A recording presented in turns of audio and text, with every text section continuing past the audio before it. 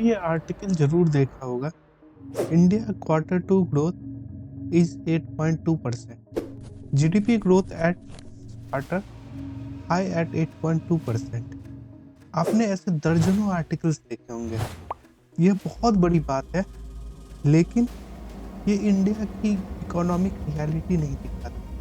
हम लोग जानते हैं कि इंडिया बहुत सारे प्रॉब्लम से जूझ रहा है, चाहे वो इकोनॉमिक हो या सोशल हो या डेवलपमेंटल चैलेंजेस।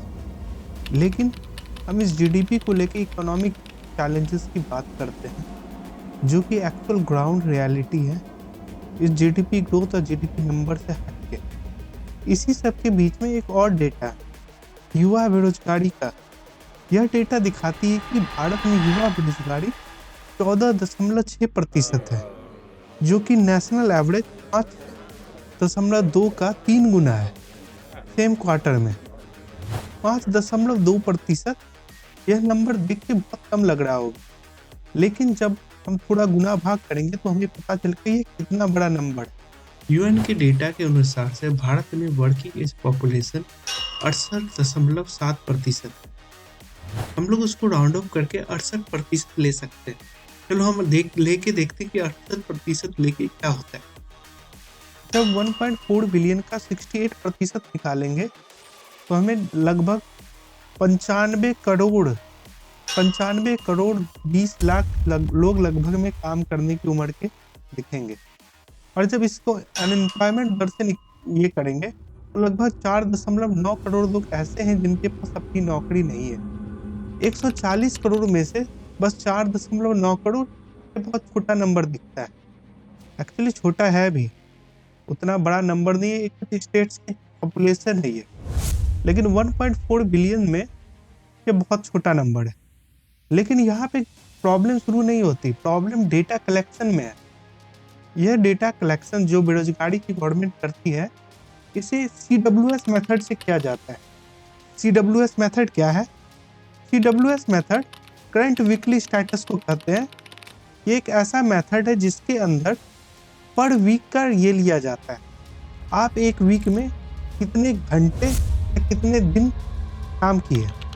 अगर आप वीक में एक दिन और या एक घंटे भी काम करते तो आपके एम्प्लॉयड घोषित किया जाता है। इसका मतलब कि अगर आप एक दिन ऑटो भी चलाओ तो आप भी एम्प्लॉयड हो। तुमको ये दिख रहा होगा कि कितना बड़ा ये है। एक दिन की एम्प्लॉयमेंट किसी का रोजी रोटी पेट नहीं भर सकती है। ऐसे कितने लोग हैं जो डेली बेसिस पे एम्प्लॉयमेंट लेते हैं। जब तुम अर्बन और रूरल एरिया में देखोगे तो यहाँ पे बहुत बड़ा स्ट्राइकिंग डिफरेंस दिखेगा इस डेटा के अनुसार। इस डेटा के अंदर 3 कैटेगरी में डिवाइड किया है। एक है सेल्फ एम्प्लॉयमेंट, एक है रेगुलर वेज या सैलरी वाले लोग, और एक है कैजुअल लेबर्स जो दिहाड़ी का काम करते हैं। तो जब तुम शहरों में देखोगे तो तुम्हें दिखेगा कि अप्रैल जून 2025 की तुलना में जुलाई और सितंबर, मतलब फर्स्ट क्वार्टर की तुलना में सेकंड क्वार्टर में सेल्फ एम्प्लॉयड लोग कम हो गए हैं और सैलरी वाले लोग की संख्या थोड़ी सी बढ़ी है, लेकिन उतना ज़्यादा डिफरेंस नहीं है, 0.4% का ही डिफरेंस है। और जो लोग खुद से ये करते थे, जो दिहाड़ी वाला काम करते थे, उनकी संख्या भी थोड़ी घटी है। तो शहर में ऐसा दिख रहा है कि मैक्सिमम लोग सैलरी एम्प्लॉयड है, जिनको 4,000 5,000 सैलरी जो प्राइवेट जॉब से मिलती है, और या तो गवर्नमेंट जॉब वाले सैलरी होल्डर्स जिनको 10,000 20,000 या 50 1 लाख 2 लाख भी मिलती है।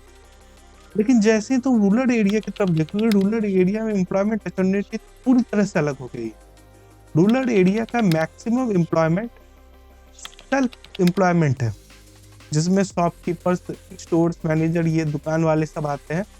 और दूसरा सबसे कम सैलरी एम्प्लॉयड है, जो कि गवर्नमेंट ऑफिसर्स ही होंगे, पुलिस ये वो। और कैजुअल लेबर्स बहुत ज़्यादा है, 24% कैजुअल लेबर्स है मेल्स में और 17% फीमेल में, और ओवरऑल जो है 22% है। विलेज एरिया में सेल्फ एम्प्लॉयमेंट जो है मैक्सिमम जो चीज़ प्रोवाइड कर रही है सेल्फ एम्प्लॉयड, या तो कुछ शॉप्स है या 90% एग्रीकल्चर सेक्टर ही है जो कि सेल्फ एम्प्लॉयमेंट प्रोवाइड कर रहा है।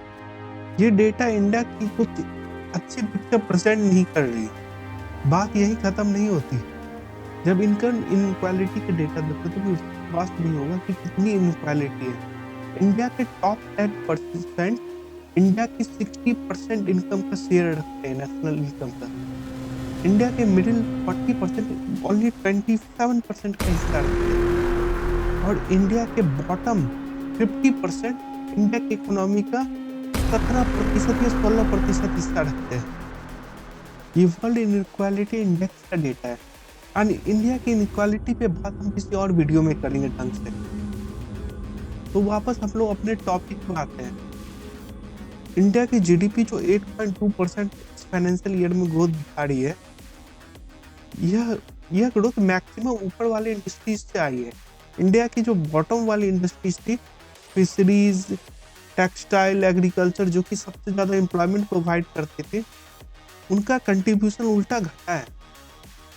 कि तुमको फ्यूचर के डेटास में दिखेगा, क्योंकि यूएस ने जैसे ही टैरिफ लगाया तो श्रिम्प एक्सपोर्ट जो इंडिया सबसे ज्यादा करता था वो घटा है। तो श्रिम्प फार्मर को बहुत ज्यादा प्रभाव पड़ा होगा। टेक्सटाइल्स की एक्सपोर्ट घटी है, इलेक्ट्रॉनिक्स और डिफेंस की बढ़ी है, जिसके कारण से ये जीडीपी ग्रोथ भी दिखता है। और ऊपर से हमारा ट्रेड डेफिसिट बढ़ा है क्योंकि हम लोग ज्यादा एक्सपोर्ट नहीं कर पा रहे। इंडिया में इनइक्वालिटी को कम करने और जॉब डेटा को और प्रिसाइज करने की बहुत ज्यादा जरूरत है, क्योंकि जो मेथड यूज हो रहा है वो पेपर पे तो अच्छे नंबर दिखाता है, लेकिन रियलिटी में किसी की इकोनॉमिक हालत सही नहीं कर पाता। तो इसी के साथ इस वीडियो का अंत करना चाहूंगा। मेरे साथ लास्ट तक बने रहने के लिए धन्यवाद। मेरे इस चैनल को लाइक और सब्सक्राइब भी करें कि मेरा मनोबल बढ़ा रहे और मैं फ्यूचर में और ऐसे वीडियोस लाता रहूं। धन्यवाद। अगर आपको हमारा यह वीडियो पसंद आया है तो आपको हमारा दूसरा वीडियो भी पसंद आएगा, जिसपे हमने बात की है इंडिया से लोग क्यों छोड़ के बाहर जा रहे हैं। उस वीडियो को भी पूरा देखें तो आपको अच्छे से समझ में आ जाएगा कि इंडिया से जो रिच लोग हैं और जो मिडिल इनकम लोग हैं क्यों बाहर जाना पसंद करते हैं।